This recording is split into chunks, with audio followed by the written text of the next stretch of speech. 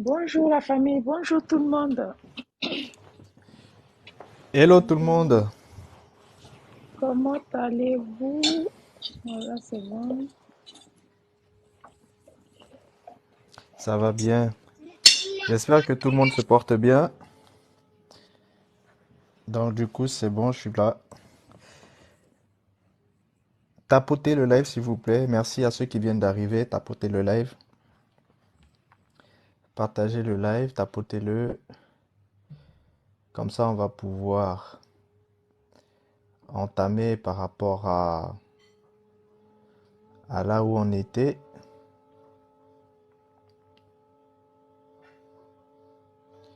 Donc on était en train de parler justement. Hello Yal, j'espère que tu vas bien. Le réveil. Bonjour MLR, bonjour Femme Noire. Bienvenue sur Bonjour à mon tous ceux qui live. étaient là. Voici le live. Hello, hello la famille, coucou Yal. Hello, Audra la femme parole. noire. Bienvenue sur mon live. Bienvenue à toi aussi. Réveil, bienvenue sur mon live. Oui, merci, il n'y a Bienvenue pas de à tout le souci. monde. Merci de nous inviter. Hello MLR. Donc, j'espère que tout le monde se porte bien. Donc, on va d'abord tapoter le live comme d'habitude. On va bien tapoter. Envoyer des j'aime. Moi aussi, je tapote. Comme ça, on va rentrer dans les pourtours en fait de TikTok. On tapote. Je me Oui, connecte de l'autre côté. donc on est toujours hein, sur notre suite. J'espère qu'on m'entend bien. Sur notre suite par rapport en fait à la Palestine. Donc au conflit Palestine-Israël. Comme on l'avait vu euh, vendredi, c'est un conflit qui est beaucoup plus complexe, qu'on ne pourrait en fait le penser. Et justement, nous ici, en fait, on le traite d'une autre manière, contrairement en fait à la façon dont les uns et les autres peuvent traiter en fait ce sujet. Le but pour nous, c'est de comprendre déjà, euh, de comprendre ce qui se cache derrière cette histoire. Parce que ça fait depuis des années, on entend parler en fait du conflit Palestine-Israël. Et à chaque fois, il y a justement en fait des événements tragiques d'un côté tout comme de l'autre qui peuvent avoir lieu. Donc il n'y a rien de nouveau en fait concrètement hein, pour les uns et les autres. Ça, nous le savons très bien. Maintenant, il y a tout de même quelque chose, comme on a commencé à le voir, de particulier par rapport à ce qui est en train de s'enclencher. Parce que, comme on avait vu vendredi, il y a une chose qu'il faut bien comprendre, c'est que d'un côté, nous avons euh, des séfarades, de l'autre, nous avons des ashkénazes. Et quand on avait vu hein, la subdivision des séfarades, on a vu en fait les Espagnols les Espagnols, les Portugais. Et on a vu aussi les Séfartis, les Français. On a vu aussi les Ashkénazes, Allemands, Polonais et puis et Russes. Et on a vu aussi tous les autres qui sont plus du côté, par exemple, que vous allez retrouver du côté des, de la Grèce, du côté, en gros, en fait, on retrouve un peu tous les Japhétites. Bon, on a vu un petit peu aussi le cycle hein, le cycle de cycle de déplacement en fait des populations. Voilà un petit peu le mot que je cherchais. Le cycle de déplacement en fait des populations. On a vu en fait ces aspects-là où ça permet en fait de comprendre un certain nombre de choses. Aujourd'hui, ce qu'on va voir, c'est qu'on va commencer, au fur et à mesure, on va rentrer un peu plus en fait dans le vif du sujet. On a parlé aussi en fait du Messie, hein, comme vous le savez, les Juifs attendent en fait leur Messie. Mais de l'autre côté, il faut aussi comprendre une chose, c'est que, et ça, on le verra en fait pas aujourd'hui, on le verra en fait au fur et à mesure. Il faut savoir que les, les musulmans aussi attendent un personnage. Enfin, les musulmans attendent deux personnages. Le premier personnage que les musulmans attendent, c'est déjà le Mahdi. Qui est le Mahdi? Ça, on le verra en fait en profondeur hein, quand ce sera le moment. Il y a eu d'autres personnages hein, qui justement ont déjà porté en fait cette identité-là. Mais en principe, ils attendent en fait véritablement le Mahdi. Le Mahdi, c'est qui?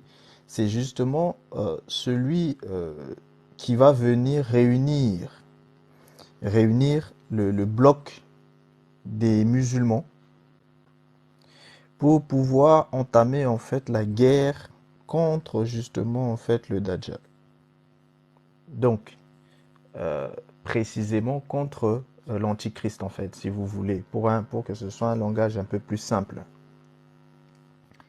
Et selon l'islam, ce combat-là, en fait, quand il va s'entamer, il y aura Jésus, que les musulmans, eux, ils appellent Issa, qui va en fait venir pour justement en fait les soutenir dans le combat par la suite qu'ils auront entamé en fait contre la bête.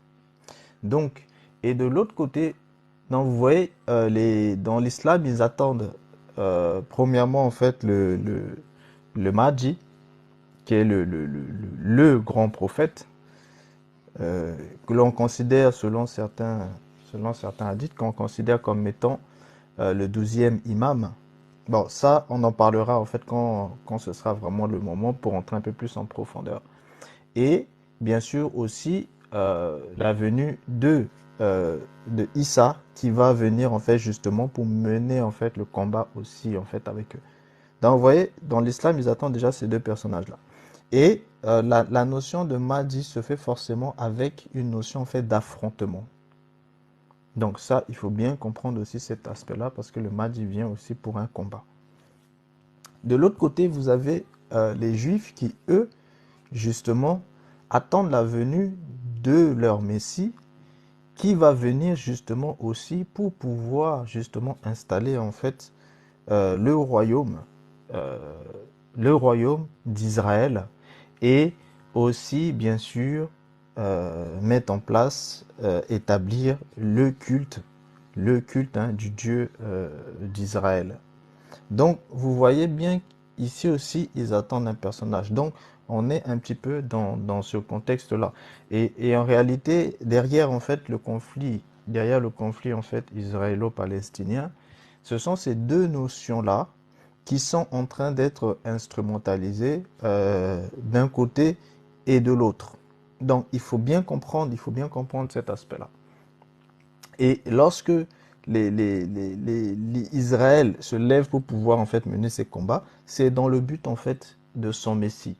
Et ce qui se passe aussi en Palestine, c'est aussi en fait dans le but en fait de la manifestation et la révélation en fait du Mahdi. Pourquoi? Parce que lorsque le but, hein, c'est que tout le bloc en fait musulman puisse justement en fait se réunir derrière justement un personnage qui va pouvoir réunifier, c'est pour ça qu'on l'appelle le 12e imam, qui va pouvoir réunifier en fait justement euh, tout le bloc en fait musulman pour mener justement en fait la guerre contre le bloc occidental. Donc, vous voyez, il y a ces deux aspects-là qu'il faut jamais oublier, mais on rentrera en fait en profondeur quand le moment en fait viendra.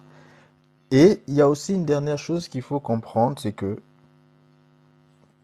lorsque vous vous retrouvez en fait dans le conflit israélo-palestinien, il faut comprendre qu'il y a aussi un aspect qui concerne précisément euh, des puissances spirituelles. Et dans cet aspect en fait de puissance spirituelle, vous avez des divinités qui s'affrontent. Vous avez des divinités qui s'affrontent et vous avez aussi deux aspects justement de Messie qui s'affrontent. Donc, je viens de vous en parler un petit peu de ces deux aspects de Messie. Mais lorsque vous vous retrouvez en fait dans le côté en fait Messie pour Israël, ça, on va aujourd'hui parler un petit peu en fait de ces aspects-là pour qu'on puisse comprendre exactement ce qui se passe. Donc, ce qu'on va faire, c'est que je vais rentrer un petit peu dans le vif du sujet et comme ça, on va pouvoir passer après rapidement en fait aux questions si vous le voulez bien. Donc, ce qu'il faut savoir, c'est que nous commençons en fait notre partage justement en fait sur justement le peuple juif. Quand on parle du peuple juif, il faut comprendre qu'il y a plusieurs passages. D'abord, on parle du peuple hébreu. D'abord, c'est le peuple hébreu. Maintenant, à l'intérieur du peuple hébreu, vous retrouvez en fait beaucoup de personnes à l'intérieur du peuple hébreu. Hébreu, ça vient précisément de qui? Comme je vous l'ai déjà dit, de Héber.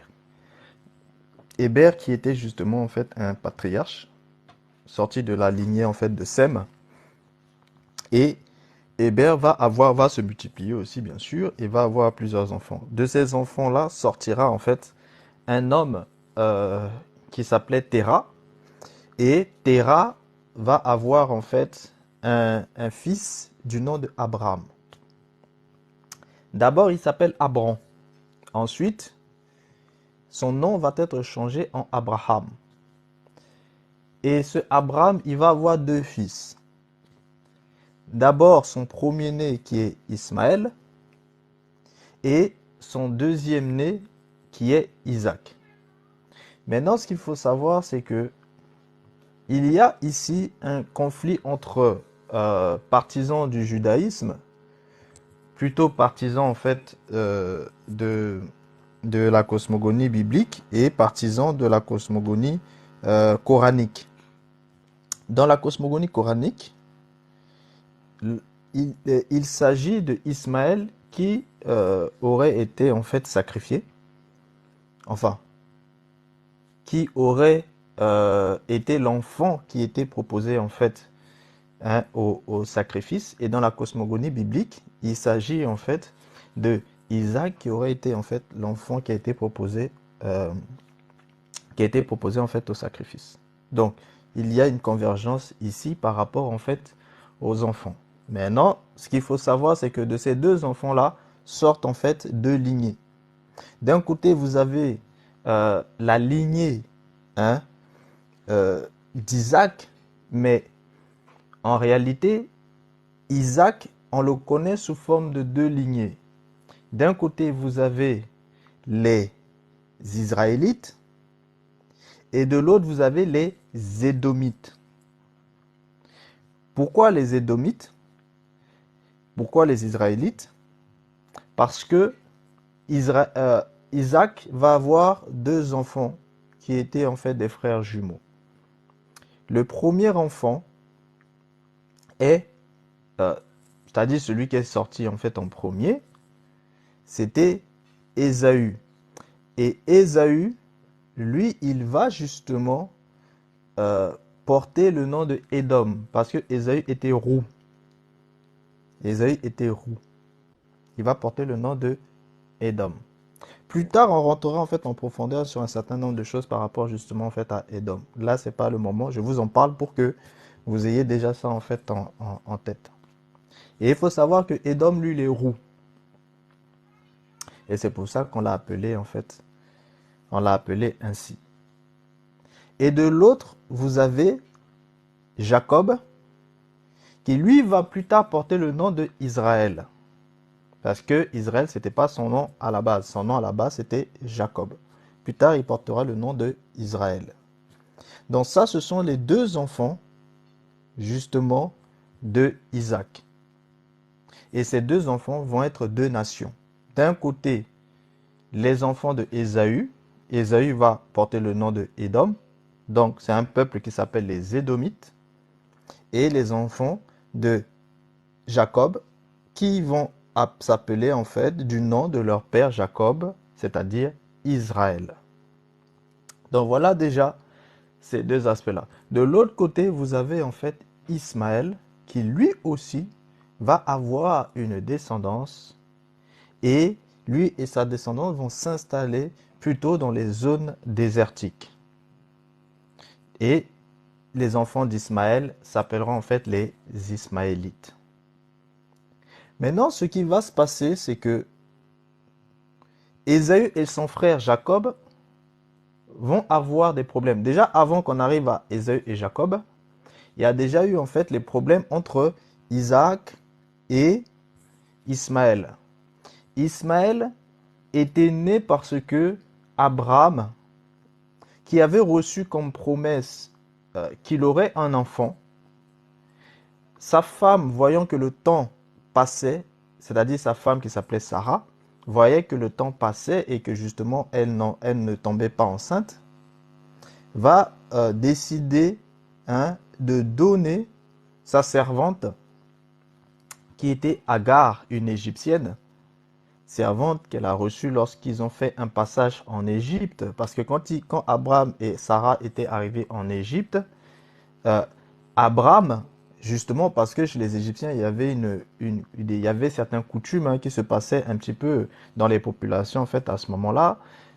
C'est que on avait parfois tendance en fait à tuer un homme pour pouvoir prendre sa femme. Donc du coup, Abraham, ne voulant pas justement être victime de ces genres de pratiques, lorsqu'ils arrivent en fait en Égypte, il va justement en fait dire à sa femme de dire plutôt qu'elle est sa sœur et non sa femme. Bon, en quelque sorte, elle était sa sœur vu qu'il avait épousé sa sœur. Mais il cache le côté où elle est sa femme et il met seulement en avant le côté où en fait elle est sa sœur. Comme ça évite qu'il soit victime justement en fait de ces pratiques-là qui se faisaient pour pouvoir prendre la femme en fait des uns et des autres. Et effectivement, elle va justement en fait se faire passer pour sa sœur. Et vu qu'elle était apparemment en fait jolie, donc les serviteurs de Pharaon vont décider en fait de la prendre et de l'emmener à Pharaon. Et Pharaon va la prendre en fait en tant que parmi l'une de ses concubines. Mais avant que Pharaon puisse la connaître, quand on parle de connaître dans les cosmogonies bibliques, ça veut dire coucher avec. Donc, avant qu'il puisse en fait coucher avec, Pharaon va recevoir en fait un songe de la part de l'Éternel qui va justement parler en fait à Pharaon et lui dire qu'il ne faut surtout pas qu'il touche cette femme parce qu'elle est la femme d'un de ses prophètes. Et que s'il la touche, l'Éternel va le frapper lui et sa nation. Donc Pharaon va bien sûr justement appeler Abraham et lui dire mais qu'est-ce que tu as fait ainsi, pourquoi m'as-tu menti? Et justement Abraham va lui expliquer que c'est parce qu'il avait peur qu'on puisse en fait en vouloir en fait à sa vie à cause de Sarah. Donc dès lors, Pharaon va donner en fait des biens à Abraham et va lui dire bon, toi, ta femme et puis tes serviteurs, tiens, quitter en fait mon territoire. Et Sarah va recevoir aussi en fait des servantes en fait à ce moment-là. Notamment, parmi les servantes, elle recevra la fameuse Agar.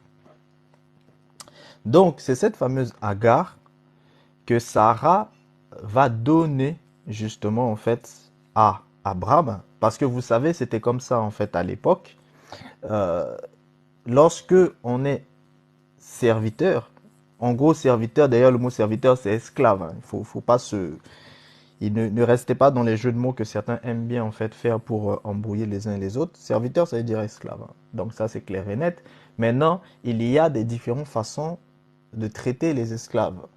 Et certains esclaves, en fait, selon certaines lois, que ce soit des lois religieuses ou des lois en fait civiques ou pas, il y a des règles justement de la façon dont on doit traiter en fait les serviteurs, les esclaves. Mais ça ne change rien. Ils ont en fait le même statut. Certains parfois reçoivent en fait quelque chose, d'autres ne reçoivent en fait rien parce qu'ils sont uniquement en fait des propriétés.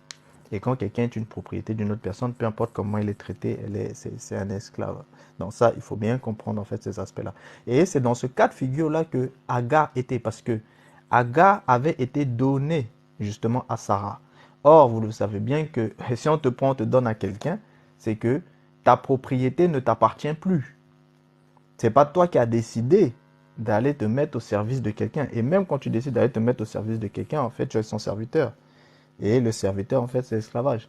Donc, je fais une parenthèse ici pour que vous compreniez bien. Même dans le monde moderne, en réalité, quand on parle des travailleurs, quand on parle des travailleurs, les travailleurs, en réalité, sont des serviteurs.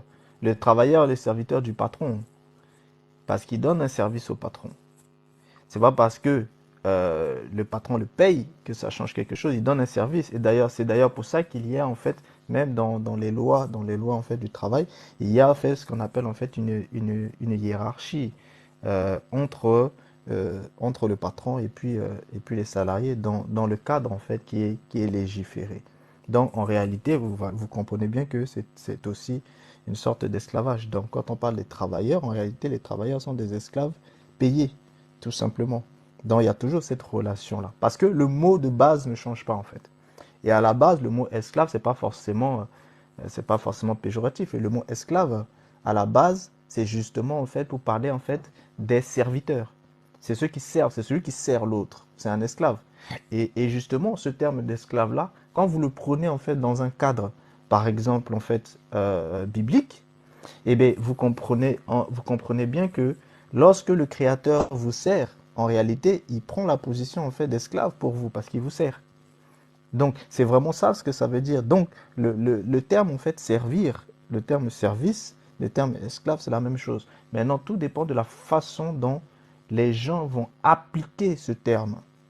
Et cette façon-là devient de plus en plus péjoratif dans la façon dont les gens vont l'appliquer, dans la méchanceté que les gens vont utiliser en fait dans cette pratique. Donc tout ça, c'est pour que vous compreniez que euh, à la base, être au service en fait de quelqu'un, c'est-à-dire être esclave de quelqu'un, ça ne veut pas forcément dire en fait être un moins que rien, être un meuble, etc. Non, ça veut dire se mettre au service de la personne. C'est ça ce que ça veut dire. Maintenant, il y a maintenant des situations en fait d'esclavage où vous êtes dépossédé totalement de votre propriété. Mais je vous avais expliqué aussi un aspect en ce qui concerne, par exemple, quand les Israélites vont demander en fait un roi, euh, l'Éternel va leur dire, ah mais vous savez, il va dire en fait à Samuel de leur préciser que à partir du moment où ils auront un roi sur eux, le roi pourra justement, en fait, parce qu'ils deviennent des sujets du roi, et le roi pourra justement, en fait, prendre de leurs enfants, de leurs filles, et en faire ses femmes, prendre de leurs fils et en faire son armée. Ça veut dire quoi? Ça veut dire que si jamais le roi peut venir prendre ta fille et en faire sa femme, c'est que quelque part ta fille lui appartient. Et quelque part, ça veut dire que toi aussi tu lui appartiens parce qu'il peut venir prendre ce qui est à toi. Donc en réalité, tu es son esclave en quelque sorte. Et ce mot d'esclave-là ici, eh ben, dans le langage courant, on appelle ça sujet. Et c'est pour ça qu'on dit sujet du roi. Sujet du roi. Mais en réalité, même dans les royaumes modernes, vous le voyez bien, les gens qui sont les sujets du roi, eh ben, les rois, ils font ce qu'ils veulent d'eux. S'ils décident de t'enlever en fait une propriété qu'ils t'avaient donnée, ils vont te l'enlever. S'ils décident de te donner une propriété, ils vont te donner. Et c'est pour ça que dans les royaumes, vous voyez souvent que parfois, tel seigneur va se voir déposséder des propriétés et des titres que le roi lui avait donnés, et le roi va le donner en fait à quelqu'un d'autre. Ça prouve que, eh bien, en fait, en réalité, le titre en question et les propriétés en question n'ont jamais vraiment appartenu en fait au seigneur, mais que ça appartient en fait au roi. Et justement, comme ça appartient au roi, voilà pourquoi le roi, en fait, au final, il le donne à qui il veut et il l'enlève de qui il veut. Donc ici, vous comprenez bien déjà cette relation-là. Et je vais même vous donner aussi un autre aspect ici important, c'est que en Égypte, par contre, avant, les choses ne se passaient pas ainsi. En Égypte, avant, eh bien, chacun avait les propriétés de ses terres.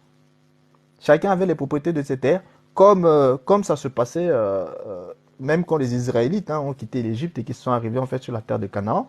Chaque tribu en fait et chacun avait les propriétés en fait de ses terres. Et en Égypte, ils avaient justement en fait les propriétés de leurs terres jusqu'au moment où Joseph arrive, parce que quand il va y avoir en fait la famine en Égypte et que Joseph va mettre en fait en place un système. Joseph, qui s'appelait en fait Safnat Panéa, chez les Égyptiens, va mettre en fait en place un système pour justement que l'Égypte puisse subvenir en fait à ses besoins pendant en fait les années de famine et qu'il a pu récupérer pendant les années en fait d'abondance. Et ce qui va se passer, c'est qu'au bout d'un moment, les Égyptiens ils avaient besoin en fait de blé pour pouvoir en fait se faire du pain, et etc., etc. Et au fur et à mesure, ils venaient acheter avec des choses, mais lorsqu'ils n'avaient plus rien, eh ben, ils ont acheté justement avec les propriétés qu'ils avaient. Et c'est comme ça que Pharaon va posséder maintenant en fait les terres d'Égypte. Parce qu'avant, il ne possédait pas les terres d'Égypte. Les terres d'Égypte appartenaient en fait aux Égyptiens. Mais dès lors, les Égyptiens, pour ne pas mourir de faim, et ça, c'était la stratégie que Joseph avait mis en place, vu que Joseph leur a dit, bah, écoutez, pour ne pas que vous mouriez de faim, mais comme il faut bien que vous payiez ce que vous venez prendre, ben, dans ce cas, on va faire en fait cet échange-là. Donc, il a accepté de faire l'échange et c'est comme ça qu'il va, la propriété des biens des Égyptiens vont revenir en fait à Pharaon. Donc, dès lors, Pharaon devient propriétaire justement en fait de la terre d'Égypte parce qu'avant, il n'était pas propriétaire, ça appartenait en fait aux Égyptiens.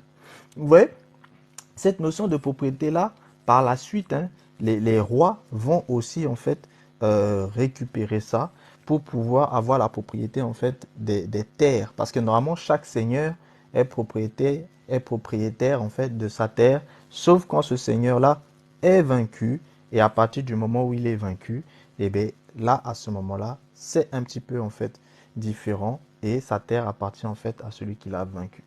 Donc, et vous retrouvez ça dans le système des rois. C'est pour ça que dans les royautés, vous voyez qu'ils enlèvent souvent en fait les terres. Et si vous vous renseignez, par exemple, aujourd'hui sur la monarchie en fait britannique, vous allez connaître aussi ces choses-là par rapport en fait aux terres. Parce que la société britannique fonctionne un petit peu sur cette histoire en fait de seigneurie. Donc, vous retrouvez toujours en fait ces aspects-là en fait par rapport à la terre qui appartient justement à tel seigneur, qui appartient à tel seigneur. Donc ici, ça, c'est vraiment une parenthèse pour que vous compreniez que en réalité, cette notion de serviteur, d'esclave, etc., c'est quelque chose qui a toujours en fait été hein, dans nos sociétés, mais à la base, c'est pas quelque chose en fait qui est automatiquement en fait abominable tel que certains l'ont pratiqué, tel que certains l'ont pratiqué. Donc, et dès que certains vont pratiquer cela, il va y avoir une connotation qui va s'attacher là-dessus hein, par rapport à cette maltraitance, cette abomination que nous connaissons au jour d'aujourd'hui. Donc, c'est dans ce cas de figure-là que vous avez vu que Agar s'est retrouvée esclave de Sarah. Et en tant qu'esclave, elle ne peut pas refuser si sa maîtresse lui ordonne hein, de faire quelque chose. Donc, sa maîtresse va lui ordonner en fait d'aller vers son mari afin qu'il puisse avoir en fait une descendance. Et bien sûr, Abraham va du coup en fait accepter la demande en fait de sa femme et elle va justement en fait tomber enceinte, Agar, et Agar va enfanter Ismaël. Ismaël étant le premier-né, il est préparé justement. Et ce qu'il faut savoir aussi, c'est qu'il y a une chose très importante que souvent en fait les gens oublient, c'est que au moment de la naissance en fait d'Ismaël, Ismaël, pendant que Agar va accoucher, elle va accoucher avec l'aide et l'appui en fait de Sarah. Donc il y avait une coutume qui justement en fait faisait que, eh ben, Agar, c'est-à-dire celle qui accouche, accouche aussi sur les cuisses en fait de l'autre femme, afin que l'enfant, afin que l'enfant qui va naître n'appartient pas justement en fait à celle qui est en train d'accoucher, mais appartient à celle des genoux de qui en fait il y a eu aussi en fait l'accouchement.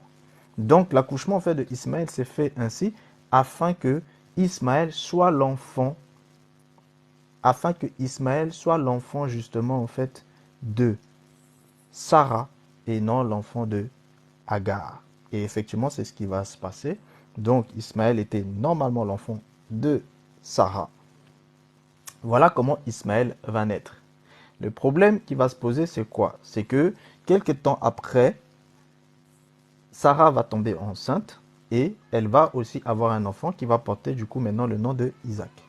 Et le souci, c'est que les deux enfants vont avoir en fait des chamailleries entre eux parce que la mère de Ismaël va justement, à partir du moment où elle a pu avoir un statut désormais en fait de concubine en quelque sorte, vu que elle a connu en fait elle a connu en fait Abraham et qu'elle a eu un enfant d'Abraham et que cet enfant était le premier-né, elle s'était dit aussi peut-être que voilà cet enfant sera bel et bien en fait l'héritier tel que c'était convenu. Mais à partir du moment où Sarah a aussi un enfant, ça change forcément en fait la donne. Il va y avoir en fait des soucis entre les deux femmes et vous connaissez hein, ces histoires-là de, de polygamie entre les femmes, ça dégénère des disputes et des bagarres et du coup Sarah va demander en fait à Abraham de chasser Agar et son enfant. Et c'est ce que Abraham au final en fait va faire. Il va chasser en fait Agar et son enfant qui vont aller errer dans le désert, mais l'Éternel va les assister et ils vont survivre et Ismaël en fait deviendra en fait lui aussi en fait une nation. Mais ce qu'il faut savoir c'est que Abraham a accepté de les laisser partir. Abraham a accepté de les laisser partir parce que l'Éternel lui avait bien promis qu'il ferait d'eux une nation. Donc, vous voyez ici, il marchait déjà en fait par la foi parce que il a accepté parce qu'il a reçu en fait une promesse de l'Éternel selon laquelle il va prendre soin de son fils en fait Ismaël et qu'il ne faut pas qu'il s'inquiète et qu'il faut absolument que Ismaël parte vu que c'est Isaac qui doit hériter et non Ismaël. Maintenant, beaucoup de gens parfois ne peuvent pas comprendre très bien ce qui s'est passé, mais il faut savoir que dans la loi naturelle, le premier-né hérite. Or, Ismaël était le premier-né. Mais le souci, c'est quoi? C'est que Ismaël était un enfant, non pas de la femme légitime, mais de l'esclave. Donc, du coup, en quelque sorte, il était ce que de nos jours on appellerait en fait un enfant bâtard. Enfin, dans les temps un peu avant, de nos jours, c'est un petit peu légitimé, mais un peu avant, on aurait appelé ça en fait un enfant bâtard parce que il est né de l'esclave et non de la femme légitime. Mais le souci, c'est que, étant donné qu'il était le premier-né et que c'est lui qui devait hériter, ça allait forcément poser des problèmes en fait, dont des problèmes de succession, parce que Ismaël, justement, étant plus grand, plus fort, justement, c'est aussi pour ça qu'il y avait des conflits entre eux, parce que sa mère, en fait, le poussait à maltraiter un petit peu, en fait, son petit frère. Et si jamais le petit frère mourait, bah, ça aurait été tout bénef, en fait, pour eux. Donc, il n'y aurait pas de problème, en fait, de succession dans ce cas de figure-là. Donc, c'est pour ça que Sarah a eu peur pour son fils et elle a utilisé maintenant, en fait, son mari pour chasser, en fait, sa servante. Mais le souci derrière, c'est que le Créateur, en fait, a dit à Abraham d'accepter, mais qu'il protégera tout de même, en fait, Ismaël, là où Ismaël sera, parce qu'il fallait absolument éviter, justement, en fait, ce problème-là qui allait se poser, en fait, dans la succession de Abraham. Donc, il faut bien comprendre ces choses. Il faut toujours, en fait, comprendre les choses, en fait, spirituellement pour comprendre ce qui se passe. Et ce que vous devez savoir aussi, c'est qu'en réalité, ces deux femmes-là, Agar et Sarah, représentaient en fait deux alliances. L'une représentait en fait une alliance en fait de la servitude, c'est-à-dire Agar, et l'autre représente en fait une alliance en fait de la femme libre, c'est-à-dire euh, Sarah. Maintenant, derrière ces deux alliances-là, servitude et femme libre, il y a deux choses qu'il faut comprendre encore au-dessus. Les deux choses qu'il faut comprendre au-dessus, c'est quoi? C'est que l'alliance en fait de la servitude, c'est la loi. C'est pour ça que je vous avais parlé de la loi naturelle. L'alliance de la servitude, c'est cet aspect-là en fait de la loi naturelle. Et ça, c'est le symbole en fait d'Agar. L'alliance justement en fait de cet aspect-là de liberté là, c'est celle-là qui est l'alliance de Sarah, qui est cette alliance en fait de la femme qui était en fait libre. Ça, c'est l'alliance en fait de la foi, c'est-à-dire l'alliance de la loi spirituelle. Donc, je vous avais parlé de ces deux lois-là. Loi naturelle d'un côté, loi spirituelle de l'autre. Mais en fait, en réalité, vous les retrouvez dans l'histoire de ces deux femmes. Agar d'un côté, Sarah de l'autre. Donc, Agar représente en fait la loi naturelle. Et comme vous l'avez vu, Agar était une Égyptienne. Agar était une Égyptienne. Donc ici, vous comprenez en fait ce que représente en termes de féminité l'Égypte, c'est-à-dire la loi naturelle. Et après, je vous expliquerai d'autres choses plus tard par rapport en fait à cet aspect-là quand on rentrera en profondeur. Sarah, elle, représente en fait cet aspect en fait de loi spirituelle. Ça aussi, on le verra en fait plus tard par la suite et vous allez aussi comprendre. Mais voilà, vous devez comprendre qu'ici, il s'agit bel et bien de deux alliances. Il s'agit bel et bien de deux alliances. C'est très important de comprendre ces deux alliances-là. Donc, c'est ainsi que Ismaël va devenir une nation qu'on appelle les Ismaélites. Et Isaac va aussi avoir ses deux fils, l'un Israël, l'autre Édom. Israël aura des enfants qui vont s'appeler les Israélites et Édom aura des enfants qui vont s'appeler les Édomites.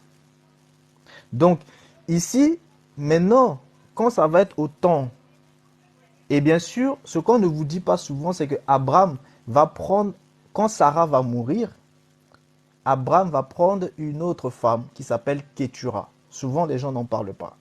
Abraham va prendre une autre femme qui s'appelle Kétura. Et cette femme-là, qui s'appelle Kétura, avec Abraham, ils vont avoir aussi 6 enfants. Et parmi ces 6 enfants-là, vous en retrouvez un qui s'appelle Madian. Pourquoi Madian? Pourquoi je parle de Madian? Parce que plus tard, vous allez retrouver Madian à l'intérieur de l'histoire de Moïse. Parce que quand Moïse va fuir l'Égypte, il va aller justement en fait à Madian et il va aller auprès du prêtre de Madian qui s'appelle Jéthro. Et il va prendre une femme parmi les filles du prêtre de Madian, Jéthro. Donc il va aller prendre en fait une Madianite. Et cette Madianite-là, qui était là-bas, elle était précisément couchite. C'est-à-dire, c'était une noire. Une couchite. Vous comprenez? Faut bien comprendre. Et je vous ai parlé un peu de Madian parce que justement, Jéthro était le prêtre de Madian. Et Madian et ses frères, ils étaient 6. Ce sont aussi des enfants d'Abraham. Donc, en réalité, Abraham a eu en tout, il a eu 8 enfants. Il en a eu un de Sarah, un de Agar. Donc, d'abord l'enfant d'Agar, Ismaël, ensuite l'enfant de Sarah, Isaac, et il aura les 6 enfants qu'il aura en fait avec Kétura. Et ces 6 enfants-là, bon, j'ai pas besoin de vous donner leur nom à tous là, hein, mais parmi ces 6 enfants-là, vous en aurez un qui s'appelle en fait Madian. Donc je vous en parle pour que vous puissiez garder ça en fait en tête parce que ça peut être très très très important. Mais ça ici c'est après justement la mort, après la mort de Sarah. Donc il faut bien comprendre cet aspect-là. Donc ici vous voyez, voici les 8 enfants d'Abraham. Les 8 enfants d'Abraham. Et justement, les enfants de Kétura aussi, Abraham va les envoyer un petit peu en fait au loin de Isaac afin qu'il n'y ait pas des problèmes justement en fait dans les partages d'héritage par la suite. Et eux aussi justement, ils vont se développer là où sur les territoires où ils vont pouvoir se situer. Donc en réalité, quand on parle d'Abraham, on parle de 8 enfants. Souvent, les gens pensent toujours à Isaac et à Ismaël. Mais vous devez comprendre que quand on parle d'Abraham et qu'on parle des enfants d'Abraham, on parle de 8 enfants en fait en réalité parce qu'il y a aussi les enfants de Kétura, parmi lesquels se trouvent Madian et ses frères.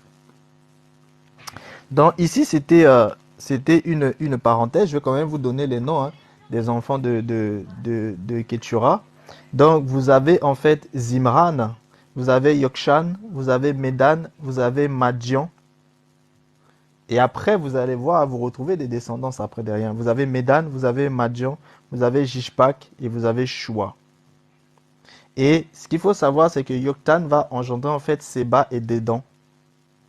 Et les fils de Dédan furent en fait les Ashurim, les Letushim, les Leumim, et les fils de Madian sont Epha, Epher, Enoch, Abiba et Elda.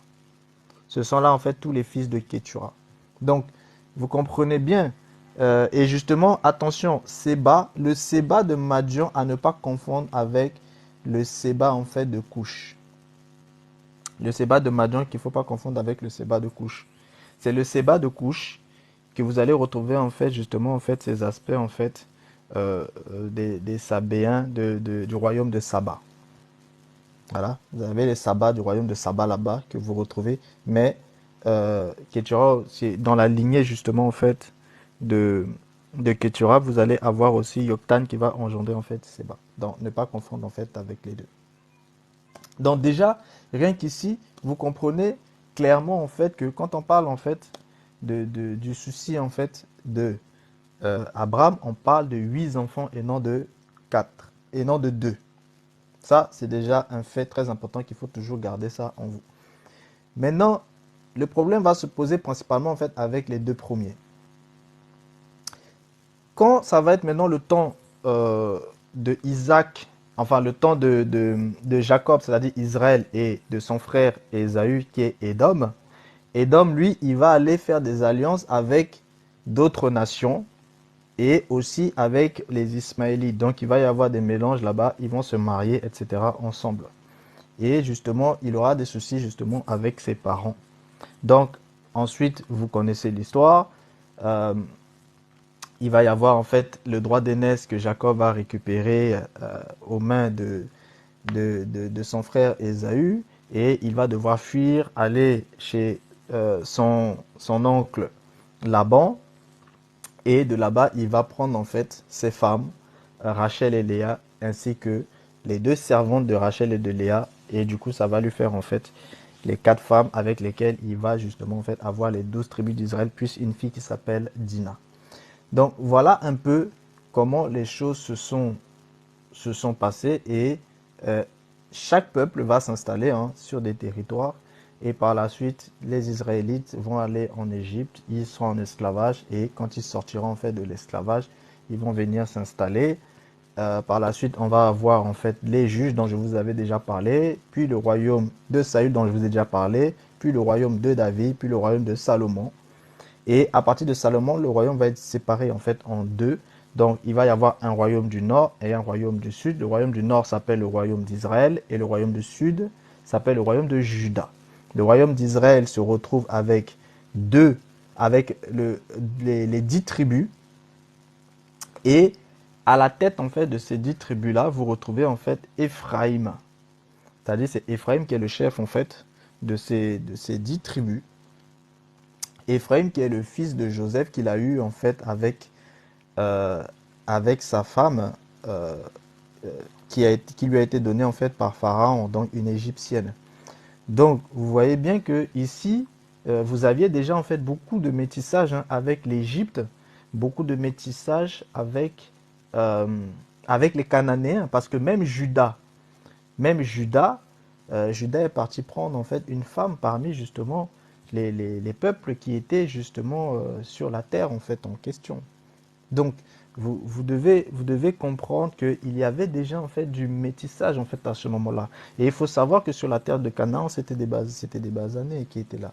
C'était des Kami, des Chamites, donc des Hamites comme vous voulez, mais c'était en fait des Basanés, sachant que eux-mêmes en fait les Sémites n'étaient pas en fait blancs aux yeux bleus. Donc ça vous devez clairement en fait comprendre cet aspect-là.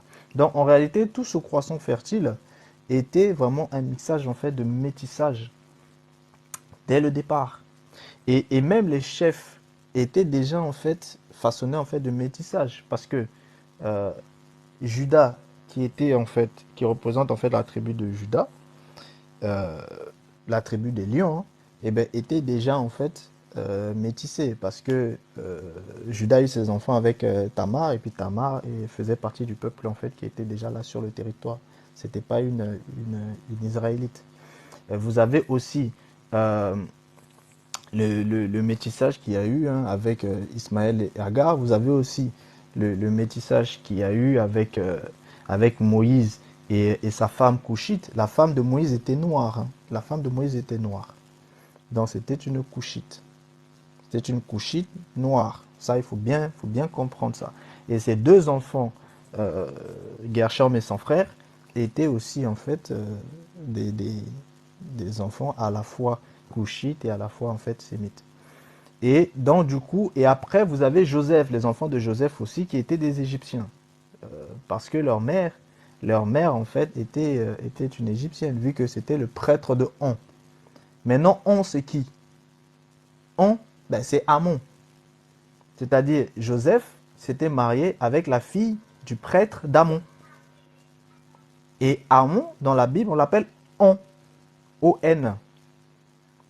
Donc c'était la fille d'un prêtre. Vraiment le prêtre voilà d'Amon que Pharaon en fait lui a donné pour qu'il y ait en fait alliance vu que Joseph était premier ministre de l'Égypte. Et ses enfants étaient justement en fait issus de ce lignage-là. Donc eux aussi c'était des métis, moitié égyptiens, moitié israélites. Donc, et ce sont ces fils-là qui seront les chefs du royaume d'Israël. Donc, l'ensemble des tribus en fait d'Éphraïm et de Manassé, qui étaient les plus grandes tribus hein, du royaume d'Israël, c'est-à-dire le royaume des 10 tribus, et bien c'était en fait des métis. Donc ça, il faut, quand on parle de métis, vous devez comprendre que eux-mêmes, les Sémites n'étaient pas blancs. Hein. Donc c'est un métissage qui est, voilà, qui tourne plus autour des Noirs que autour de Blancs. Donc il faut bien comprendre cet aspect-là. Donc ici, vous voyez déjà comment les choses s'étaient déjà concrètement en fait façonnées. Donc, que ce soit le royaume du nord, que ce soit le royaume du sud qui va s'appeler royaume de Judée, c'est-à-dire c'est le royaume, c'est les deux tribus, tribu de Benjamin et tribu de Juda. Donc, on appelle ça le royaume de Juda. Et ensuite, au nord, vous avez les 10 tribus qui s'appellent le royaume d'Israël, là où il y a le plus de tribus. Et du coup, c'est le royaume d'Israël qui va en fait justement faire un peu plus parler de lui, etc. pendant un temps. Parce que le royaume de Juda en fait n'avait que deux tribus. Donc il n'y avait que deux qui restaient en fait aux côtés de Roboam, qui était le fils en fait de Salomon. Donc vous comprenez bien déjà ces deux aspects-là. Et le royaume d'Israël va prospérer. Le royaume d'Israël va justement faire un certain nombre de bêtises, notamment à cause de Jéroboam. Parce que Jéroboam, pour justement que le peuple ne retourne pas vers la maison de David, c'est-à-dire vers Roboam et sa descendance, il va plutôt emmener le peuple vers d'autres adorations, en fait, de d'autres divinités, pour que le peuple soit en horreur justement en fait face à l'Éternel et que l'Éternel en fait ne fait pas en sorte qu'il y ait réunification en fait à nouveau. Donc ainsi, les deux royaumes vont rester séparés et le royaume d'Israël ira toujours hein, dans des abominations et des abominations, dans des alliances qu'il ne devait pas faire et aussi vers un orgueil qu'il ne fallait pas forcément en fait façonner. Et c'est pour ça que quand vous allez dans Ézéchiel, hein, on vous parle de l'orgueil hein, et de Samarie et de Jérusalem et de Sodome. Donc Samarie ici, c'est la capitale en fait du royaume d'Israël, c'est-à-dire du royaume du nord avec les 10 tribus. Donc ici, vous comprenez bien qu'il va y avoir beaucoup de problèmes dans le royaume du nord. Et ce royaume du nord, en fait, va justement en fait, avoir un souci avec l'intervention en fait, des Assyriens. Avec l'intervention des Assyriens. Et c'est là-dessus que je vais commencer en fait véritablement. Je tenais quand même à vous faire un petit peu les petits rappels en fait historiques et bibliques pour que vous puissiez comprendre dans quel concept, dans quel contexte on se retrouve après justement à partir justement en fait de 700 avant Jésus-Christ où il y avait justement cette division là euh, du Proche-Orient entre différents petits royaumes et des cités-États qui étaient coincés un petit peu entre l'Empire assyrien et l'Empire et l'Égypte, parce que c'était les deux grandes puissances qui régnaient en fait sur le territoire, dans les Assyriens au nord et les Égyptiens en fait au sud. Donc en réalité, quand on parlait de la notion du nord et du sud, il s'agissait de cela. Donc, pour que vous compreniez, c'est que les cartes que vous avez aujourd'hui, ce sont des cartes en fait euh, occidentalisées. C'est-à-dire les cartes mondiales que vous avez, ce sont des cartes en fait occidentalisées. C'est-à-dire, ce ne sont pas, euh, ce sont des cartes mensongères en fait, si vous voulez. Non seulement elles sont mensongères en termes d'échelle, mais elles sont aussi mensongères en termes de position. Parce que normalement, en fait, la position véritable, eh ben, c'est le croissant fertile. Pourquoi c'est le croissant fertile? Mais parce que historiquement, même scientifiquement, ça a toujours été prouvé que c'est le croissant fertile qui est vraiment les espaces en fait propices pour qu'il y ait véritablement en fait un développement en fait dessus. Croissant fertile, ça veut dire quoi? Ça veut dire toute la zone en fait de la Mésopotamie et de la Mésopotamie, une partie de l'Arabie, l'Égypte et le subsaharien. Donc tout tournait en fait autour de cela. Et à l'époque, les continents n'étaient pas non plus séparés tels qu'ils le sont en fait aujourd'hui. Comme vous connaissez hein, les phénomènes de la tectonique des plaques, vous savez que les plaques en fait bougent et se séparent. Donc avant, c'était pas totalement non plus en fait comme ça l'est forcément en fait aujourd'hui. Donc, vous avez cette notion-là de croissant fertile et la carte, les véritables cartes mondiales, en réalité, sont basées sur cet aspect de croissant fertile. C'est pour ça que quand on parle du Nord, aujourd'hui, quand on parle du Nord, eh bien, on va voir en fait tout ce qui est Suède et autres. euh, et quand on parle en fait du Sud, on va voir en fait un petit peu l'Afrique. Et quand on parle en fait du moyen Nord, on va parler en fait de l'Occident, de l'Europe. Ce sont les cartes qui nous sont présentées en fait à l'heure actuelle. Ces cartes sont pas historiquement justes. Elles sont pas historiquement vraies. Elles représentent la domination en fait de l'empire, même pas gréco, mais la domination de l'empire romain, si vous voulez. Elles représentent cela. Mais les véritables cartes en fait de base sont basées sur le croissant fertile. Et du coup, sur le croissant fertile, le nord, c'est la Syrie. C'est-à-dire, quand vous parlez de la Syrie, en fait, en réalité, c'est la zone, en fait, qui est un petit peu, qui prend une partie, en fait, de la Mésopotamie et qui remonte après, en fait, vers le nord. Donc, en réalité, vous allez retrouver, en fait, les zones de, de, de, des zones, en fait, de l'Irak qui vont pouvoir remonter après vers les territoires qui sont au-dessus et puis vous pouvez avoisiner après, en fait, les zones de la Russie, en fait, en réalité. Et tout ça, c'était, en fait, en réalité, le vrai bloc du Nord. Et le bloc, en fait, euh, le bloc du Sud, vous allez retrouver, en fait, ben, l'Égypte et tout ce qui était en dessous, qui travaillait, en fait, avec l'Égypte, c'est-à-dire le royaume de Couche, qui était vraiment à l'extrême sud, et vous retrouvez, en fait, les Libous qui étaient, en fait, juste à côté. Et au milieu, vous retrouvez justement cet aspect en fait de Mésopotamie, de Proche-Orient, qui part de la limite en fait de la mer à travers les, euh, les Tyr et Sidon, c'est-à-dire le Liban, jusqu'à de l'autre côté où vous allez retrouver en fait Shinéar. Donc voilà un peu ce qui est représenté en fait. C'est pour ça que la Chine, comment on appelle la Chine? On l'appelle le royaume de Midi. Vous comprenez? La Chine, c'est l'empire du milieu. C'est l'empire du midi. C'est l'empire du milieu, en fait. Mais parce que la carte, à l'époque, c'était comme ça.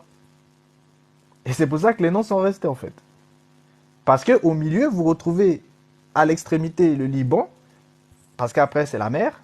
Et de l'autre côté, vous retrouviez, en fait, eh ben, la Chine et puis les autres de l'autre côté, parce qu'après, vous retrouvez aussi les mers, etc. Donc ça, c'était le milieu. C'est pour ça que la Chine, quand elle a commencé à grandir, elle s'est fait appeler l'empire du milieu. Vous comprenez? Mais avant ça, le milieu, c'était la Mésopotamie jusqu'à de l'autre côté, etc., etc.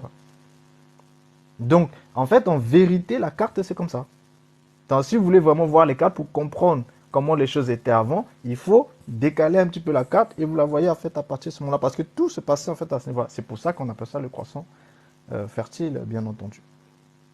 Donc si vous comprenez ça, vous voyez déjà que voilà, il y a beaucoup de choses qui ont été transformées, mensongères, etc., etc. Enfin bref. Donc le royaume d'Israël, en fait, dont le peuple avait justement en fait à cette époque-là, il vénérait en fait différentes divinités, y compris en fait l'Éternel en fait des armées. Maintenant, ce qui va se passer, c'est que un roi assyrien, Salmanassar, précisément Salmanassar V, entre 727 avant JC et 722, qui était souverain en fait d'Assyrie, qui était aussi en fait fils de Teglat-Phalasar, il va justement assiéger le royaume d'Israël, c'est-à-dire le royaume du nord. Pourquoi il va assiéger? Eh bien, c'est parce que Israël, comme je vous ai dit, le royaume d'Israël faisait tellement de bêtises, que justement, tous les prophètes en fait qui leur ont été envoyés, bah, comme d'habitude, ils les ont fait taire, mis en prison certains, tué d'autres, etc., etc. Donc ça a toujours été le sort hein, de ceux qui sont envoyés pour recadrer le peuple. Souvent, ils finissent très mal.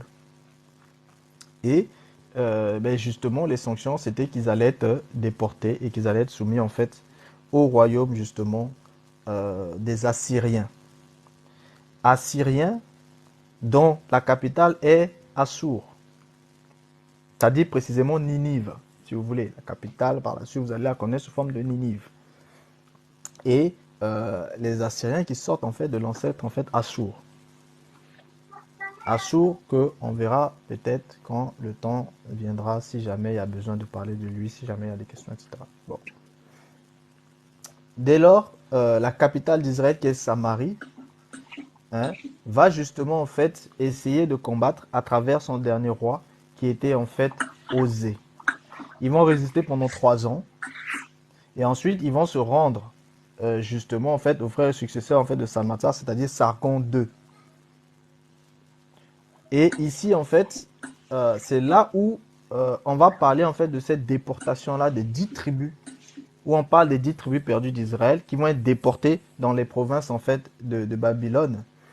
C'était une population qui était estimée à peu près en fait à 200 000 en fait personnes qui vont être déportées justement en fait par les Assyriens parce que c'était la stratégie assyrienne. Hein. Ils déportaient les gens, comme je vous avais déjà expliqué un peu, ils les déportaient sur d'autres territoires et prenaient les gens qui étaient là-bas, ils les ramenaient en fait. Du coup, ça permet d'éviter les insurrections, ça permet d'éviter les résistances parce que vous savez que quand la guerre est perdue, il y a souvent des groupuscules de résistance qui se lèvent et qui commencent en fait à combattre. C'est pour ça que je vous disais, il faut bien distinguer hein, une guerre et puis de la résistance. Dans les Assyriens, pour éviter justement les résistances, eh bien, ils déportaient en fait les populations et ils ramenaient d'autres populations. Comme ça, ils étaient tous mélangés, ils étaient tous confus et du coup, c'était difficile pour eux de s'organiser en résistance vu que ce n'étaient pas les mêmes peuples. Et parfois même, ils ne parlaient même pas les mêmes langues. Donc, ce qu'il faut savoir, c'est que ces 10 tribus sont Ruben, Siméon, Lévi, Issachar, Zabulon, Dan, Nephtali, Gad, Aser et Joseph qui représentait en fait 2 tribus, c'est-à-dire Manassé et Éphraïm. Donc les 2 enfants de Joseph qui deviendront en fait les dirigeants, hein, bien sûr, de ce royaume-là en fait du Nord. Mais ils vont tous être déportés au-delà, hein, dans les zones en fait de Babylone, c'est-à-dire dans ce que vous connaissez comme la Mésopotamie, l'Irak, toutes ces zones en fait de l'autre côté jusqu'à la Chine, l'Inde, etc. Bon. Maintenant, ce qu'il va faire, c'est que Sargon II, on a récupéré hein, des récits, hein, des chroniques justement de Sargon II. Dans ces chroniques, il va justement en fait attester de ce qui s'est passé et il va parler justement en fait, euh, il va dire en fait que j'ai assiégé et occupé en fait la ville de Samarie et j'ai emmené 27 280 de ses habitants captifs. Je leur ai pris 50 chars, mais leur ai laissé le reste de leurs affaires. Donc ici, on voit bien un écart entre 200 000 et 27 280. En fait, l'écart, c'est parce qu'en fait, il précisait que c'était la ville de Samarie, parce qu'il a aussi assiégé Samarie et il a emporté justement les captifs de Samarie. Donc l'écart entre les deux chiffres, en fait, viendrait de la dénomination en fait, de Samarie, qui peut désigner justement cette ville, hein, tout simplement, ou la province du même nom. Donc voilà un peu. Et c'est de Samarie que vous connaissez le mot samaritain, parce que tous ceux justement qui ont été déportés de Babylone jusqu'à dans le royaume d'Israël, c'est-à-dire dans le royaume du Nord, eh ben s'installaient maintenant dans la capitale qui est Samarie, vu que le peuple de Samarie a été en fait enlevé en fait de a été déporté en fait dans les provinces en fait de Babylone. Et certains rescapés qui étaient restés enfuis sont descendus dans le royaume en fait de Juda en fait au sud. Donc, à Samarie résidaient principalement, à part certains qui ont voulu rester, résidaient principalement désormais en fait des Babyloniens qui étaient un ensemble de peuples multiples aussi, hein, parce qu'eux-mêmes ils n'étaient pas uniformes, c'était différents peuples que les Assyriens en fait ont pris, ont mélangé, ils ont dit vous devenez une nation. Et donc ils sont devenus maintenant la nation d'Israël. Donc, ici, vous comprenez un petit peu ce qui s'est passé en fait à ce moment-là. Donc, la guerre telle que la mènent en fait les rois d'Assyrie, elle était sans pitié. Ils utilisaient la pression que fait peser leur armée la plus puissante de l'époque, notamment dans cet ensemble-là du Proche-Orient, avec ses nombreux corps spécialisés. Les territoires qui résistent trop vigoureusement ou dont l'intégration en fait ne présente pas d'intérêt, voient leur population massacrée, brûlée vive ou mutilée, leurs chefs empalés ou écorchés vifs et leur peau étalée en fait sur les murailles. Ils étaient très très très sanguinaires, hein, les gens du Nord. Les gens du Nord, ils étaient très sanguinaires. Et justement, c'est pour ça que les menaces contre eux, c'était si jamais ils ne se tiennent pas tranquilles, eh bien, l'Éternel va leur envoyer justement en fait ces gens du Nord, ces guerriers sans pitié qui vont venir en fait massacrer, tuer, violer leurs enfants, etc. Vu qu'ils ne veulent pas en fait écouter et se tenir en fait selon l'obéissance en fait à leur Dieu. Donc vous comprenez vraiment cet aspect-là. Les Assyriens, eux, ils étaient vraiment sans pitié. Et je vous ai toujours dit que l'Occident a un peu justement cet esprit assyrien-là. Bon, ce sont des choses qu'on développera au fur et à mesure. Mais les Babyloniens ne sont pas mieux non plus, hein. Les Babyloniens sont à peu près pareils. Donc, les Assyriens utilisent les déportations croisées de population. Donc, c'est eux qui ont mis en place justement cette stratégie-là de déportation croisée de population pour briser les résistances et ils envoient en fait les Chaldéens du Golfe Persique en Syrie en fait du nord ou les habitants en fait de Samarie.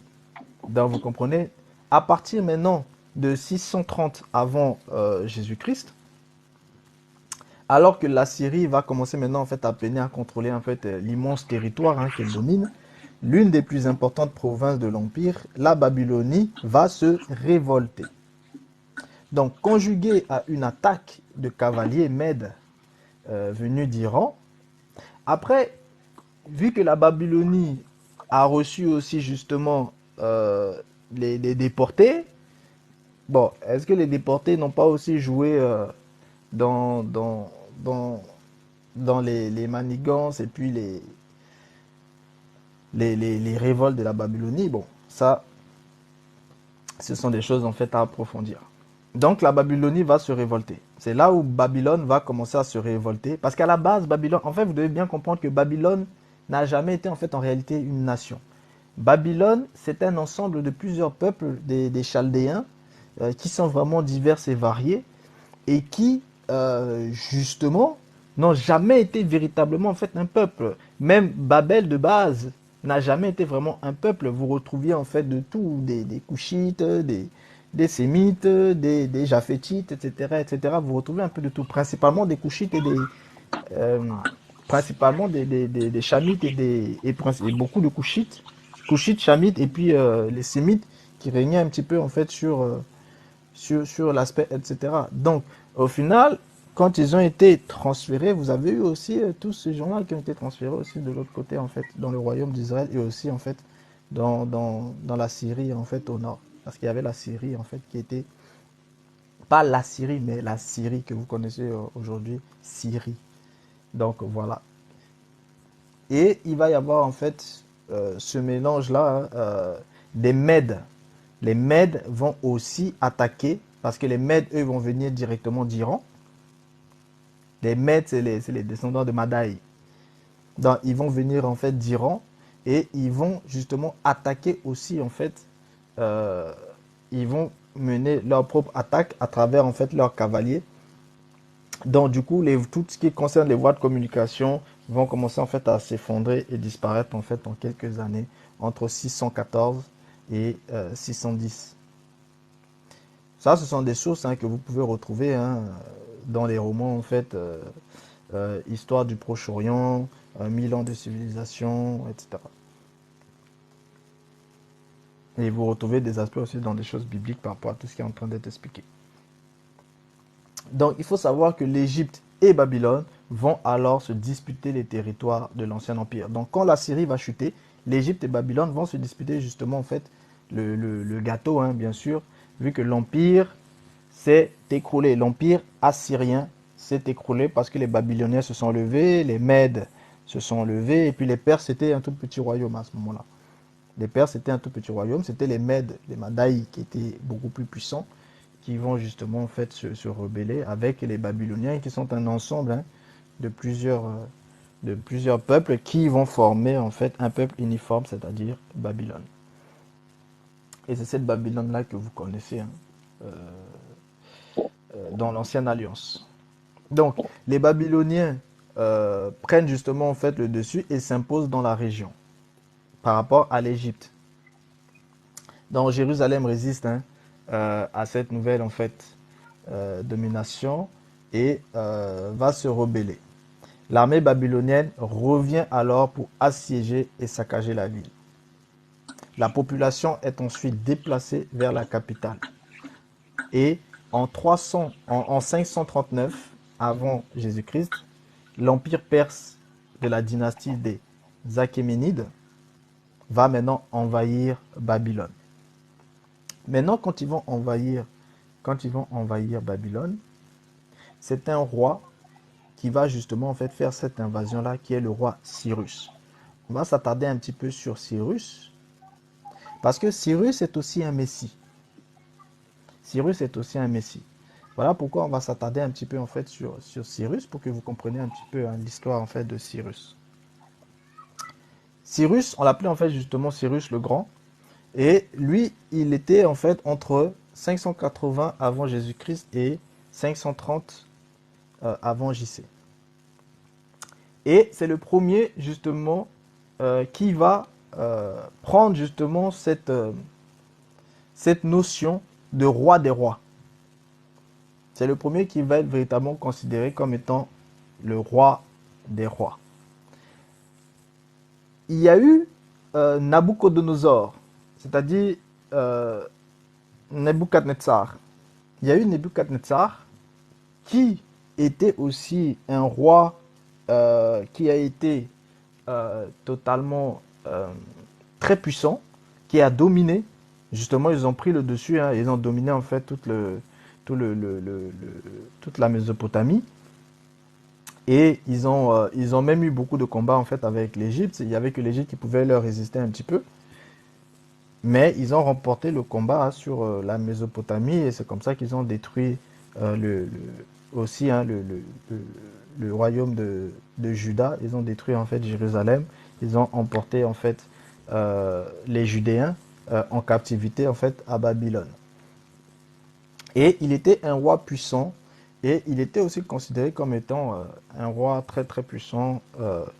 Mais celui qui va véritablement porter cette identité de roi des rois, c'est Cyrus. Mais Nabucodonosor, Nabucodonosor avait aussi cette identité-là en fait de roi des rois. Je vous dis ça parce que ce sont des choses que vous allez comprendre un petit peu en fait plus tard, pas maintenant mais plus tard. Donc le premier, celui qui a été vraiment considéré comme étant roi des rois par rapport à l'autorité qu'il avait eue, c'était Nabucodonosor. Et par la suite, vous allez avoir Cyrus qui lui aussi va être appelé. La différence, c'est que Cyrus, lui, c'est aussi un messie en fait de l'Éternel. Bon, ça, c'est des choses qu'on approfondira pour comprendre un petit peu l'histoire de Cyrus. Déjà, ce qu'il faut savoir, c'est que Cyrus va s'emparer de Babylone. Vous voyez, Nabuchodonosor, il a prouvé en fait sa puissance en s'emparant en fait de Jérusalem.